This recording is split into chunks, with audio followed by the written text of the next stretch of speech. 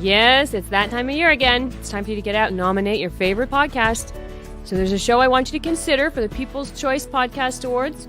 You've been hearing it for years now. It's the Writers and Illustrators of the Future podcast in 3 categories: education, storyteller drama, and art. So this show is based on the world-famous Writers of the Future contest, created in 1983 by L. Ron Hubbard, and provides advice and tips from contest judges, international best-selling authors, world-class artists, contest winners, and industry professionals for writers and illustrators wanting to take their next step. So go to podcastawards.com and nominate the Writers and Illustrators of the Future podcast in all 3 categories. That was education, storyteller drama, and art. And that's podcastawards.com. So take a moment and get your votes in. For dinner in a few minutes, but I've been going. All right, everybody, it is that time of year again. It's time for you to get out and nominate for your favorite podcast. The show I want you to consider for the People's Choice Podcast Awards is The Centralist in the category of politics and news. The Centralist is a much different news and political program which is not deemed as opinion news. Listen as Joe Montaldo brings you just the facts from trusted sources, which will allow you to make up your own minds on the various stories being reported on. So go to podcastawards.com to nominate The Centralist in the category of politics and news. And that's podcastawards.com. Take a moment, go and vote, and as Joe would say, come on guys, vote, vote, get out there, vote. What you waiting for?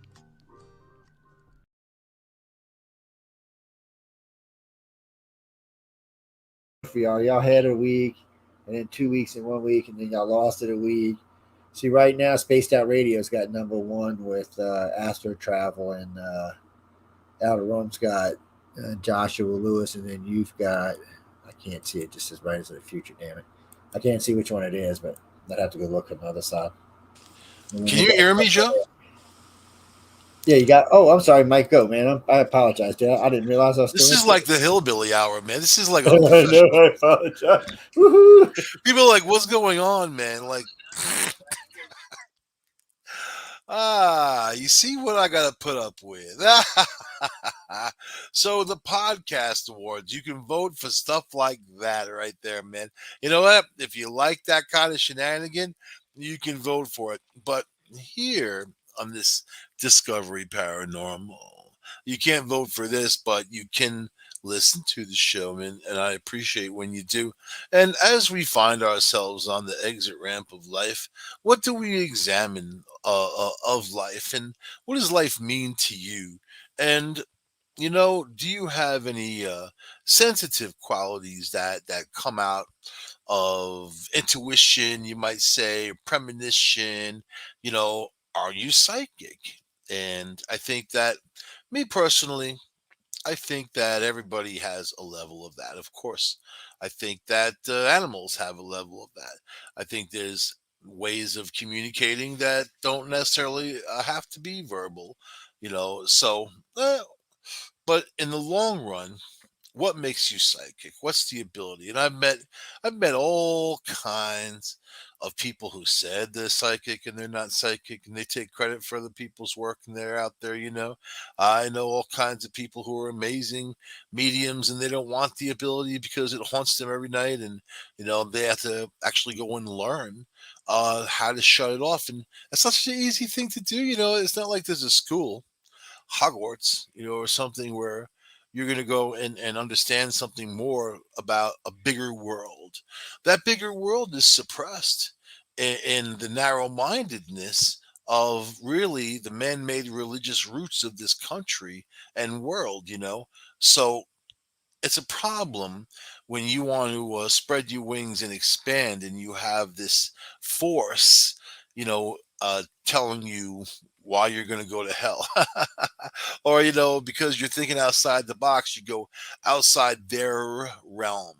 You know what I mean? So, but lots of people had, oh yeah, my grandmother used to get these premonitions, and she would say these things were going to come true, and they would come true. And I kind of have the ability, and my cousin and whatever, yeah, it runs in family lines, and we've run into a lot of that. And, we knew a great medium that was local, and she recently passed away, but she had three of her grandchildren had her sort of her abilities as being a medium. One could see spirits, one could hear spirits, one could feel spirits.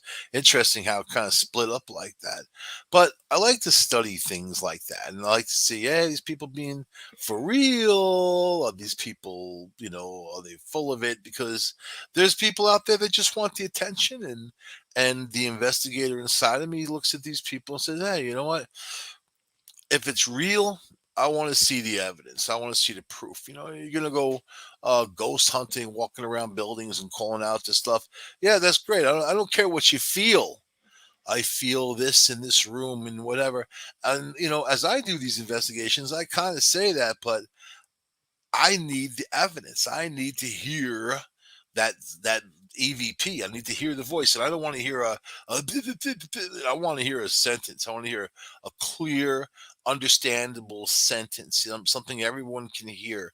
And not just blah blah blah blah blah. Or these people using these ITC devices where basically it scans radio stations. And it's the biggest. It's the biggest BS thing about the paranormal, any paranormal research, anyone using these ITC, biggest BS thing. I bought them, I checked them out, and immediately I determined that these things are just scanning radio stations, and of course they're going to hit on certain words. Of course they're going to come out and spit out certain things. I don't want that. I don't want things that are already generated, and it's not a white noise device of something blasting white noise and having something come through. But I'll tell you, with my little Olympus recorder, little tiny Olympus works beautifully. I've gotten whole conversations, EVPs that are understandable. So I need the evidence. You know what I mean? So having said that, it comes down to psychics. Worked with a lot of psychics. I had psychics come in to investigations. I never told them what was going on there. I never told them any history. I never told them anything. In fact, they just kind of get the location a short time before they show up, and that's the way you have to run things with people who feel. It's nice to have those feelings. It's nice to maybe have a better understanding of a direction of emotion or something. Usually you can feel that emotion because that's really what it is. It's pure emotion, is going on there. And I just kind of feel in the long run, you know, just let's say you have just a bunch of people walking through a place and, you got one, I feel this and this is, and here's the story and this is the story and whatever.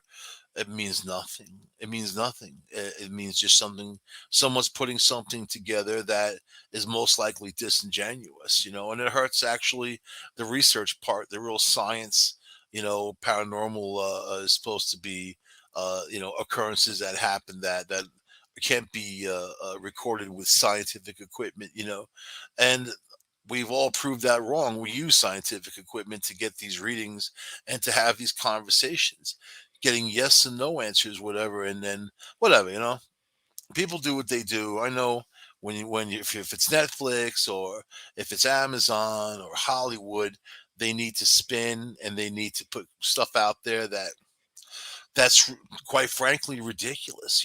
It's really the carny circus version of life and the paranormal. There are people who cross over. There are people that hang around. They have some kind of mission, some kind of thing, a statement they want to make. And maybe they don't know how to cross over, and then that's why you run into people who are these awesome mediums and whatever. I know a lot of mediums that don't like attention. They don't want to be on the radio. They don't want to be out there in front of people because they are very they're personal people. Personable. They kind of want to stay within that group and stay within the zone, but they don't want to spread it around. And what they think what they're doing is really important, and it is because it's helping people, no matter what in life, right? I mean, if you're trying to help someone on the other side who's stranded, or somebody who has a message, or whatever, you it's something that if you understand, you can help that person if you can help that person. So anyway, aside from all that stuff, I want to see a picture of a ghost, and I want to see I want to hear it. I want to feel it, you know, not in a negative way either. You know what I mean? I think that there's a lot, one of those ghost adventure guys. It's like I don't watch television anymore. I've gotten it completely out of my life, thank God. And and I'll tell you, when you do, it's like getting sugar out of your life. You see these changes, all these changes of this programming that goes on. But those guys, they need to make the show. They need to make it interesting for their audience. I don't know who the hell watches it. They're not serious people in that world of exploration. But all these shows, even Ancient Aliens, they'll have people on there as experts, and I question the word expert when it comes to UFOs. You know what I mean? Because you could know lots of stuff. I mean, best expert I know is Joe Montaldo, who owns the station. I mean, because he's been there and done that. He's old. He's old. When you get to a certain age and you've done a certain amount of stuff, you tend to have a little bit more, especially if you're active, constantly going, searching, asking questions. Plus, when you do shows, and especially shows that have people on, the guests, man, you learn a lot from those people. Jim Morris was one of those guys. I was just got to do a show with he and Joe Montaldo just before Jim Morris died, and man, he was a great guy. What a great show! We should air that show. Replay it because it's so knowledgeable. And he's been around. So what makes people sensitive? So if you're a UFO person, you feel that sensitivity, you think that that's not psychic. Of course it is. You're or whatever you believe, telekinesis, moving things with your mind, right? Moving things around. Well, you think that's not achievable. You think that in our world that people can't get to that level, because I think that people do have at least you know at least telepathic thought with one another, and some people are more in sync than other people, and it's a developing thing, as the human brains develop over time. As long as things don't get in the way of that expansion, right? Cell phones, look what a chunk it's taken out of humanity, even brain department, but it hasn't helped anybody really. I mean, negligible if you think that a cell phone can help you. Yeah, sure, you're stranded on the road or there's an emergency or something, whatever, I'm talking about what those social media sites have done to children, to people, and it's a damn shame. But anyway, aside from all of that, we're talking about your psychic ability. You think you're psychic. You're sensitive. You have prophetic dreams of the future that come true, things like that, or you get a feeling, you know, that something's going to happen, and you maybe go a different direction or whatever. All these things are sensitive. Then there's full blown psychic John Edwards type of guy. I mean, my mom and sister went to see him when he was going to St. John's University, and he was, doing the psychic thing on the side, doing readings to make a few bucks, and he seemed pretty genuine to them. I mean, you know, they have been to other psychics too. So, but this dude said that he really can't shut it off, and as someone who has spirits approaching him, apparently these mediums shine like a guiding light or something. And there's others who have come to them. We've done investigations where spirits from close by but not that location were coming in to this medium, and like badgering her, like saying, help me, and it became a whole nother like investigation within the investigation. There's some teenager that came through. So do I believe in all that? Yeah, because I put a ball down on the floor and I've seen it roll, because nothing was there. There's no wind, no rat, no mouse. Shit, can you roll the ball? Can you roll the ball? Ooh, there it goes. Something's there, and they are strong enough to manipulate that. So, do I feel that it's there? I'll tell you about me, and I don't talk about this a lot, but you know, ever since I was young, I knew that I had a lot of abilities, right? And it wasn't something you talked about. It wasn't something you got into. It was just something that me personally, something I just took to be normal, and you have a feeling, strong feeling for things, for people, for situations, events, no matter what. Like you can kind of feel it out, like you've already seen the movie, and you kind of know that this is the bad part or the good part or something like that, right? So, and then of course, you get loads of deja vu, and deja vu to the point where I knew what was going to happen next. So it wasn't just feeling that moment; it was kind of feeling that moment and pushing a little bit forward in time. So over the years, you think about, why is it like that? And there's a lot of people who feel the same type of stuff. There's a lot of people who don't talk about the same type of things. Especially years ago, if some kid said, "Hey, mom, I'm psychic," whatever, they take him to a shrink. They would not explore, you know. So is the kid looking for attention? Are they crazy or are they really psychic? There's a few different ways to go on that one. So what if your kid is psychic? What if you're a psychic? What if you're psychic and your kid is psychic? And I want to talk about tapping into your own abilities. And to me, I like saying intuition.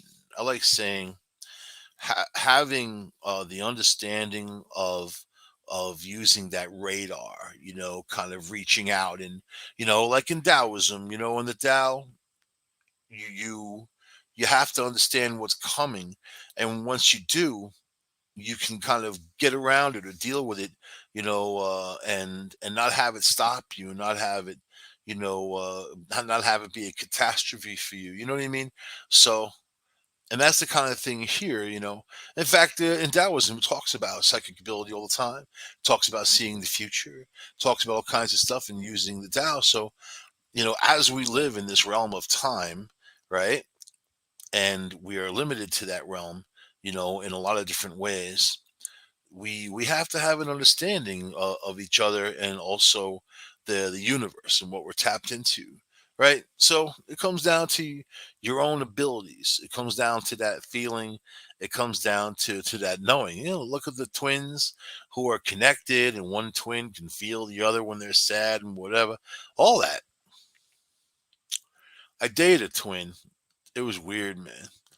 It was weird because I was with her for a little while, and then I saw her sister, and it was like, like weird.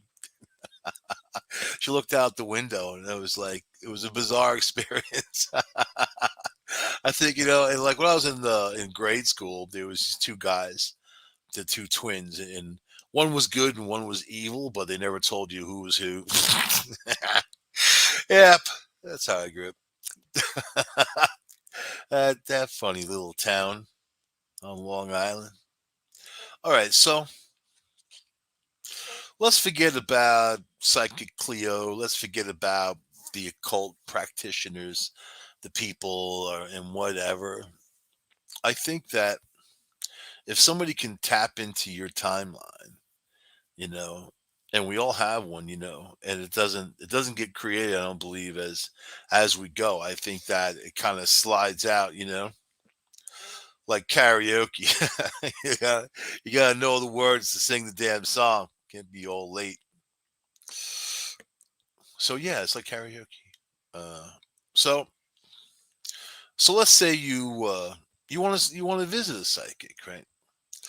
And you do, and they tell you a bunch of stuff. There's mentalists who kind of just grab at common letters. There's a J name in your life, and and then the person will think, and then oh yeah, yeah, and whatever, and then there's only a few ways to die too, unless you die some really extravagant way, like crushed by an elephant or something, But most people die of cancer or heart disease, and as these mentalists kind of lean into it, that's what they fish around.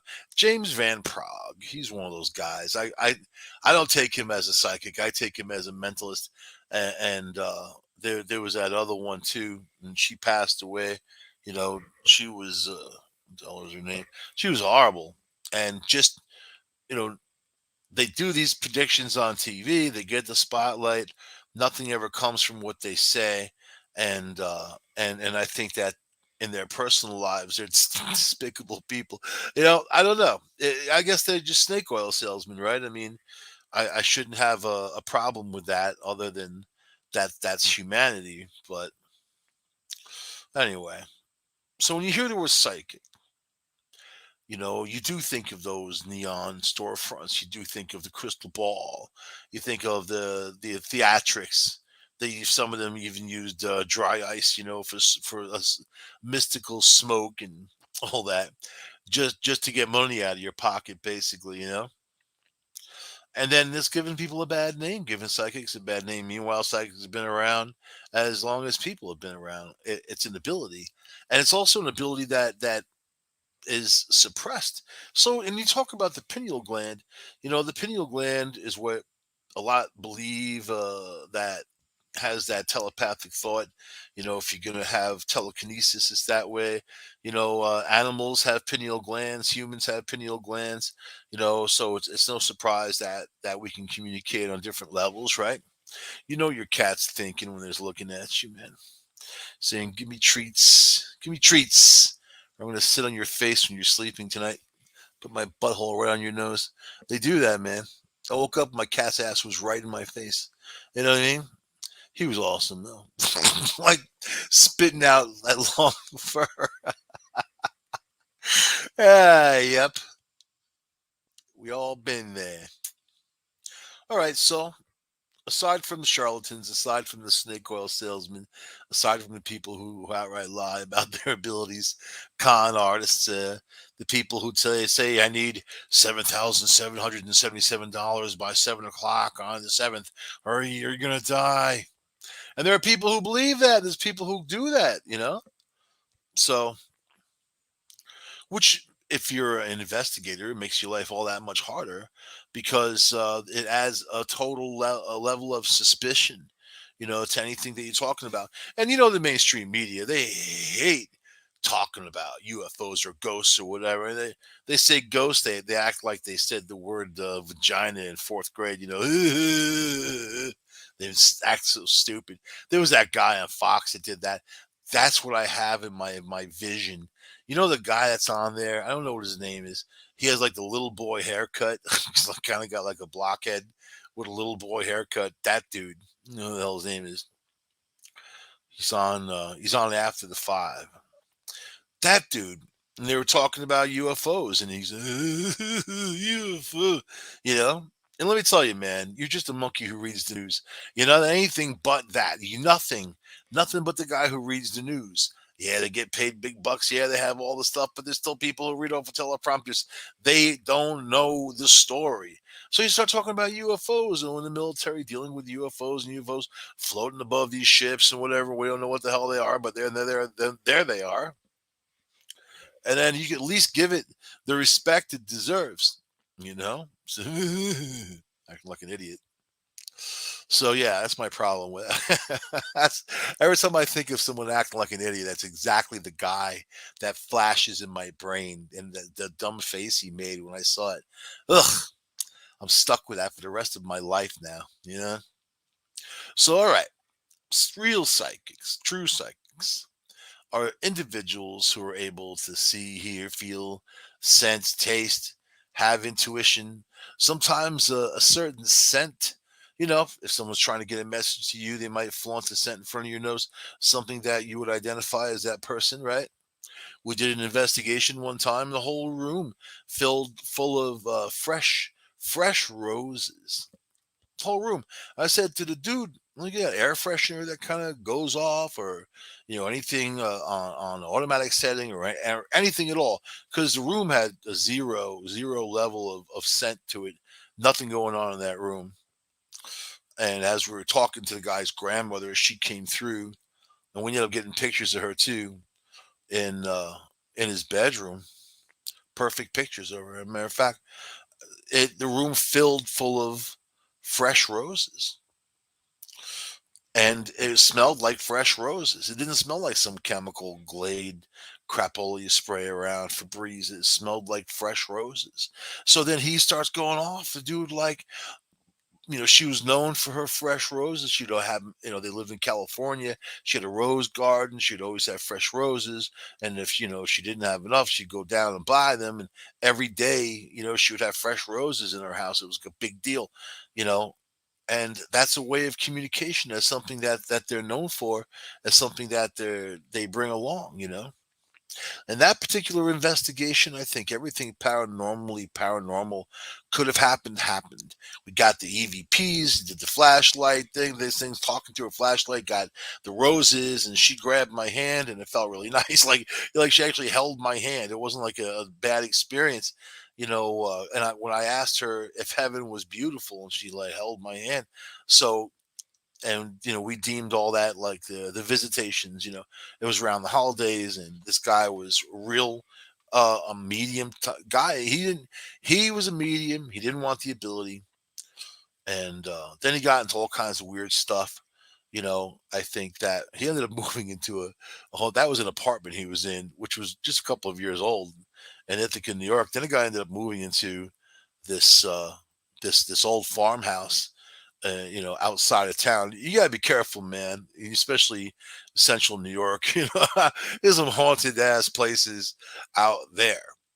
Farmhouses. Hey, these places go back to the 1860s, 1870s, 1880s. Older, stuff's gonna happen, and that tide's gonna be tied to the land. So anyway, he rents this house. The land, so half a house, because the landlord divided the house. Landlord tells him the house is haunted like you wouldn't believe. I hope you can deal with it. And the guy's like, "Oh, okay, I can deal with it." Meanwhile, the guy's like fragile, like glass, and it wasn't the kind of person really had personality to have that ongoing in his home, in his residence. So it turned out the house belonged to some doctor back in the day. They were like the pioneers of the area. The guy had slaves and that type of thing. A lot of people died on the property. He had a morgue in the house on the property. So yeah, it was that place. So we went there and did an investigation. You know what? It was just a couple of things, couple of occurrences, but nothing really like out there. And I think his stories, he was allured to something that was inherently bad, and people can, low vibrations, we call them, so people can, they get into that. Then he met the psychic down in Washington, and she actually told him to give the 7,700. That's why I referenced it, and this creature was going to come after him and whatever. It got, for me, I was in La La Land. It got to be ridiculous for me because I'm still rooted in reality. I think whatever the frick reality is, I like to think that I have some kind of balance. But when he called me frantically, and I was on the road. I was driving, and I had him on the car system, talking to him. Hasn't been sleeping and all this other stuff, and you know he was like telling me about these furry creatures with teeth trying to get at him through the bed, and this woman that would walk down the hallway that would like stop and gaze into his bedroom and stare at him. The landlord did mention that woman, and at one time the house was a complete house, and he divided it in half, so there was a hallway that goes through a wall essentially. And she would walk through that hallway, walk through that wall. I don't have any pictures of her or anything like that either. So this is all what he said and what other people have said. Nobody could live next door to him for any length of time. They would either become like alcoholics or like leave in the middle of the night. So obviously they were experiencing. I never got to talk to any of them. So obviously they're experiencing some stuff. And the landlord knew this, and he tells people that he's very, very blunt about it. But and then Pete, the guy I do investigations with, went out there with his brother. They were in they were in the barn. His brother had made some kind of comment, and he got someone threw a hanger, like a metal hanger, at him, hit him in the back of the head. So that's why we actually decided to go into the place, because there was some kind of activity, not just like all the talk and all that, right? But as I'm talking to the guy driving down the road, I was like, yeah, we'll help you, man. Of course, it's what we do. I mean, we don't charge. We don't do any of that stuff either, so we just kind of do it with our time and you know, and just to want to learn. That's kind of it, and help people. It's really is what it is, you know. But as I'm talking to him, I heard this voice like saying, you know, you're gonna die, you're gonna die. Like I was like, what the hell is that? And he's like, that's what I'm saying. I hear that shit all the time. I was like, oh my God. And that was like in the phone line. That was like in the phone. It actually gave me the chills. I love that, you know? You know, when you're in a situation, you start getting those chills up your spine. That is so cool. That is a Scooby Doo moment, you know? So then the dude this is a horrible story, man. The guy gets approached by, you know, he forever wants attention now. Like, you know, first he didn't want attention. Now he wants attention. So he's out there uh talking to these you know the taps guys, right?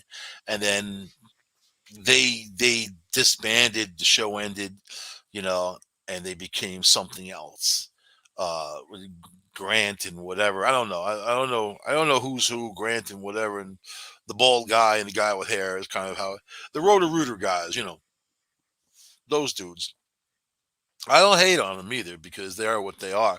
Actually, I say they opened the door for a lot of people because there was a transition of shows at that point. You know, the only paranormal shows really on the Family Channel, oddly enough, and you know, that was kind of a bunch of bunk, you know, basically. But it set the stage for the acceptance of what these guys did when they came in, and I think they actually hit on some real stuff. But ultimately, they had to produce evidence to keep the show going, to keep it interesting, and you know that's when it goes. So they get together and have another show, right? Just with I think just a few of those dudes, and then they've been calling everybody in the Finger Lakes who ever had any paranormal stuff go on to see if they can do an investigation. Then they contact this dude, and he's like, "Oh my God, we got to do this. They want you to be on the show, like me, you know, Peter and I." And you know, I'm like, well, what do they want? They want us to be on the show. They want all of our evidence. They want all the stuff that we've done. They want our stories and everything. And I'm like, you know, so they want us to do all the work for them so they can just kind of breeze in and see what they find. And so well, I'm not really down with that. And I wasn't down with the whole thing. So then I was like, okay, maybe there's some money involved. It might motivate me, you know, because that's money, right? Money motivates you. Get to pay the bills and buy stuff, sure. And then I called my agent, and he was like, you know, I'm like, what's a good price to be on? Because it was didn't come through him; it was an outside source. He's like, you know, told me chunk of money that Peter and I should not do it for anything less. And I said that to the producer, and they're like, well, we're not gonna pay you anything. I'm like, so you want us to come on for free and use our time and do all this? And it wasn't just, you know, they don't just do stuff in a couple of hours.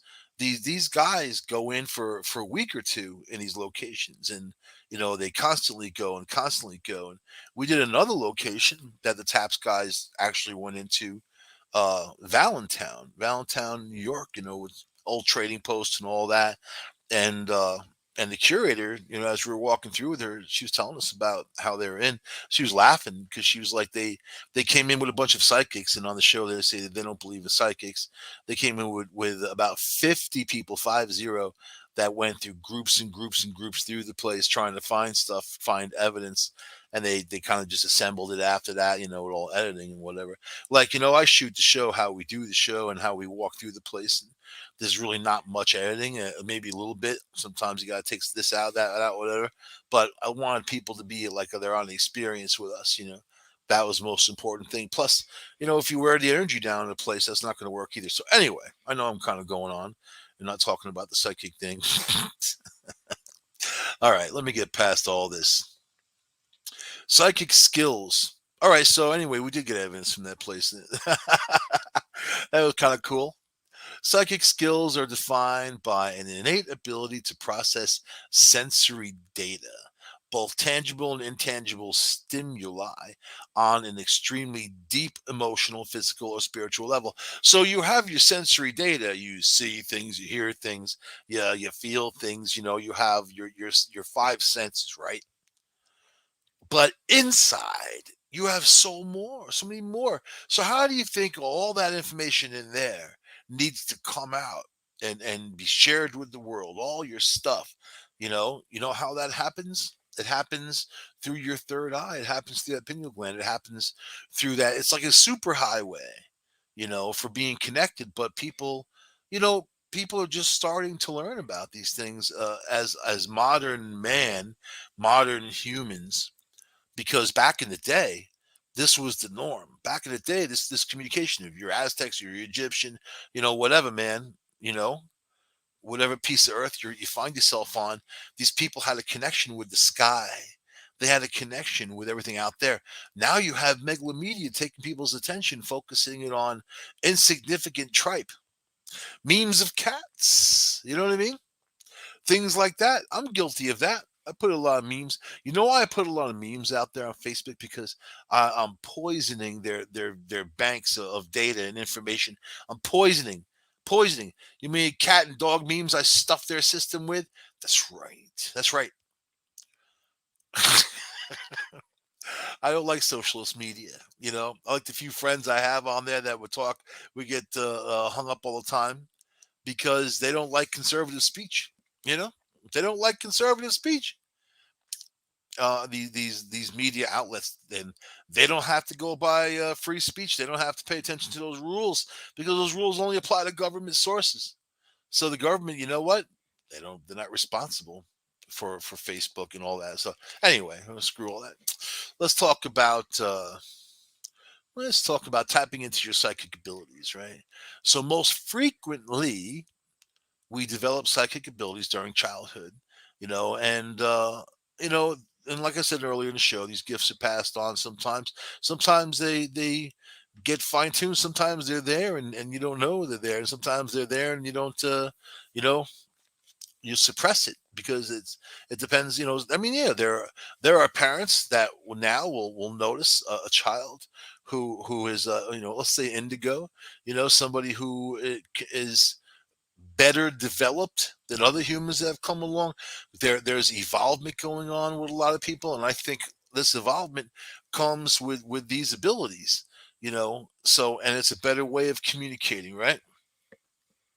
Probably not good if people could read your mind all the time. I know it would get me in a lot of trouble. So basically, you have to have a coffee with your intuition, right?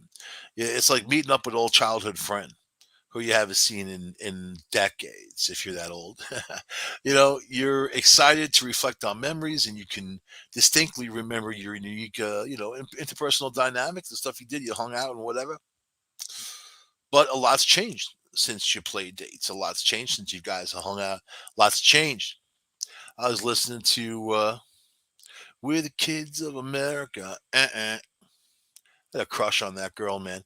That was 1981. I was young. I was a youngin, you know. But I remember a year after that, my friend Marty got his driver's license and bought a cool 1967 Suburban.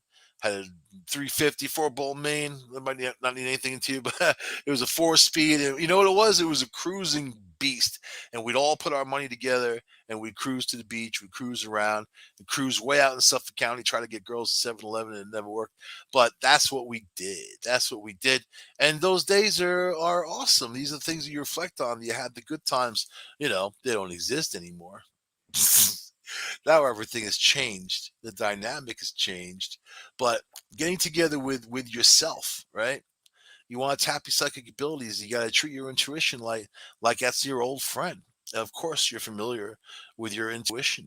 It's been part of your spirit, part of everything that you are. You know, and you know what? It doesn't necessarily have to work in the way that you want it to work, but how it works is something that you need to understand, right? So you cultivate that relationship, and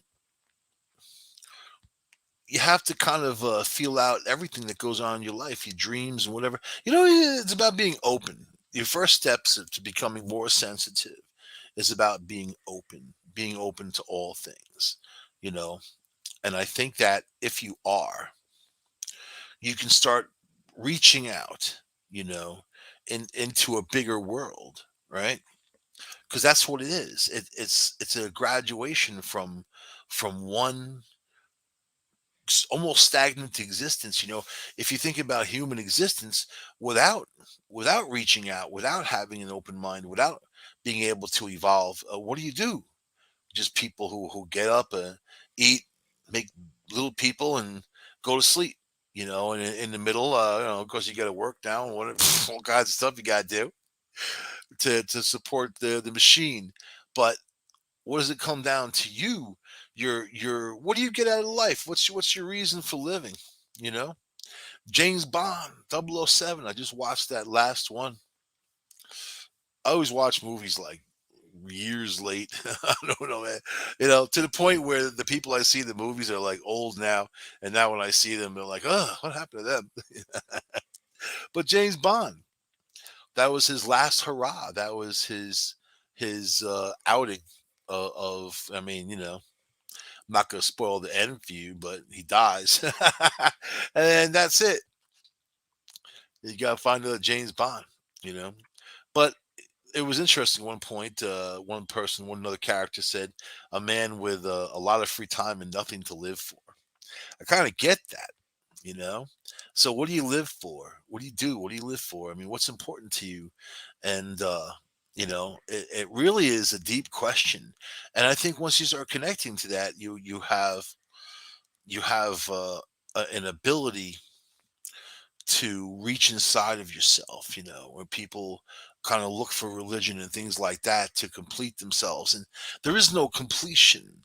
You know, it, it's just like it's like owning something. We're caretakers, and you don't truly own it. You're gone. It gets sold and passed on, and whatever. And whatever your prized possession is going to be somebody else's at some point. You're the caretaker. And I think you're the caretaker of your space and the way you live your life and treat other people. So you want to strengthen your abilities. You have to use your third eye, and you have to look in that zone. So but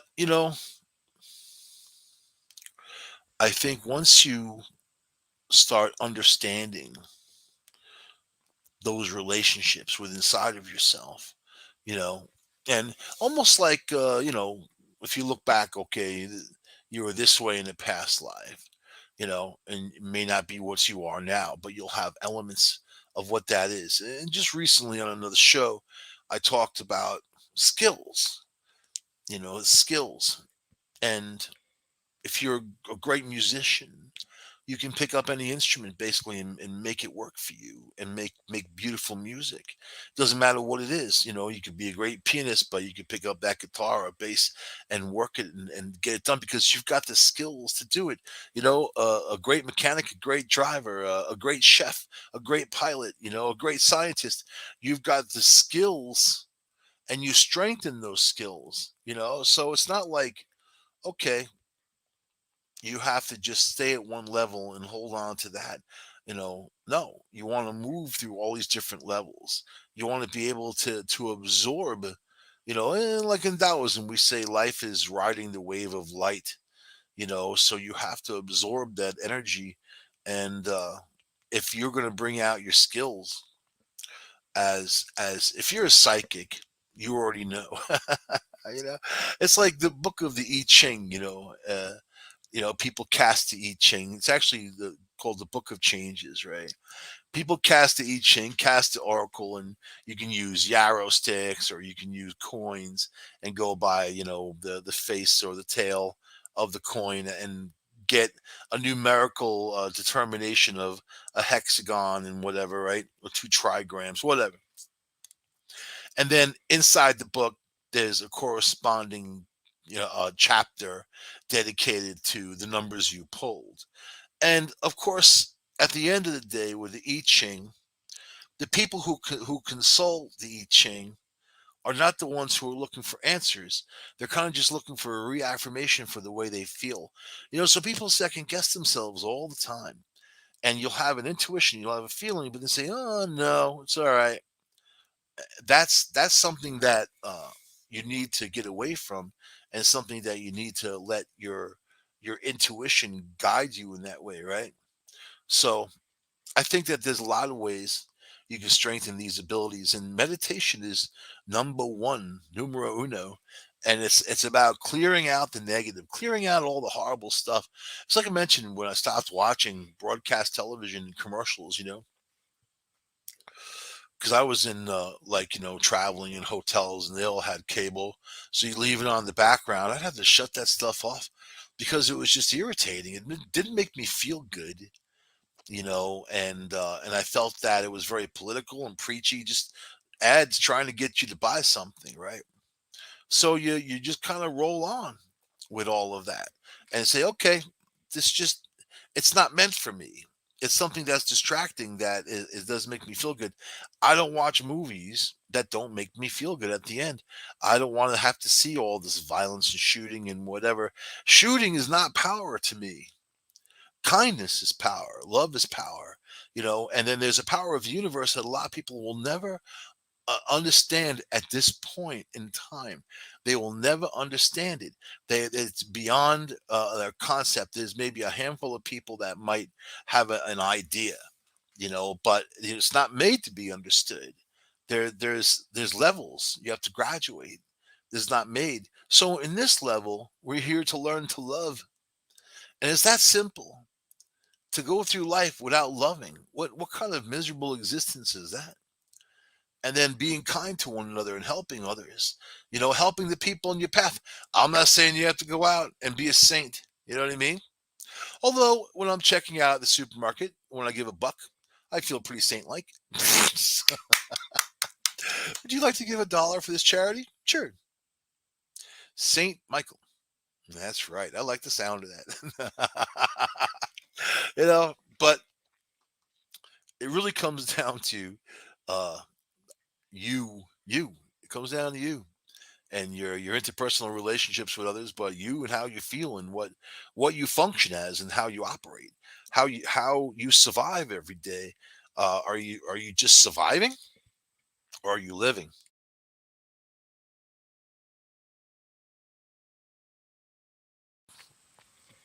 Because surviving sucks. You know, it's a journey.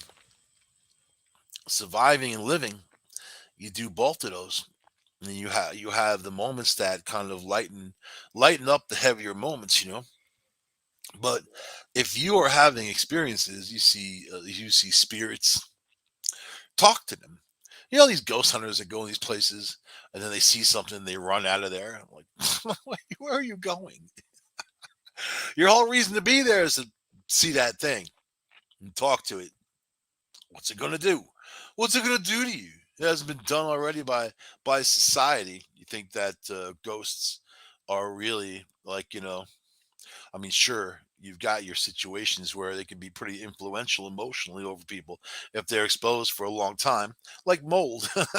But you have to understand how to, you don't let other people's emotions control your own. Not in this world, not in any other world, right? You have to stand for yourself and stand for the ones around you and use that love. You could try to have all the understanding in the world. Is love understanding? I don't know, man. I think that people understand things pretty quickly, and if you have to explain things further, that there's something going on there. You know what I mean?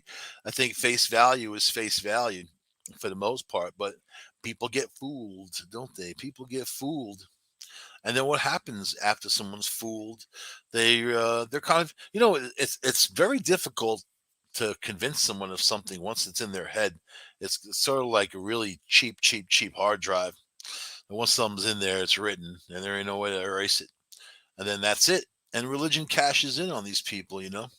So what a world! What a world! So what kind of psychic are you? What kind of thing you got going on? Astral projection, mental projection, you know, uh, automatic writing. There's people who do that, and all kinds of stuff comes out. Uh, how about uh, how about dowsing rods? Peter uses dowsing rods, and I didn't even believe those things in the beginning. I kept trying to fool him, hide things in these buildings, and he'd go right to them. And I was like, okay, didn't take me too long to understand what those things were all about. And then dream telepathy, being able to communicate with the person through dreams, energy medicine, people saying they're into Reiki and all that, and they can heal you. People who can tell you what's going to happen, prophecy, what's going to happen in the future, psychic surgery. I've heard about that. People going in there. I wouldn't quite go, wouldn't quite do it if you needed surgery. I don't know about psychic surgery. I don't know. But there's also other things paranormal. You got to think about shape shifting. People get into that if they're a witch, and then they get into that realm. If you believe in it, not believe in it, I think that belief is a powerful thing. And I like to experience things, me myself.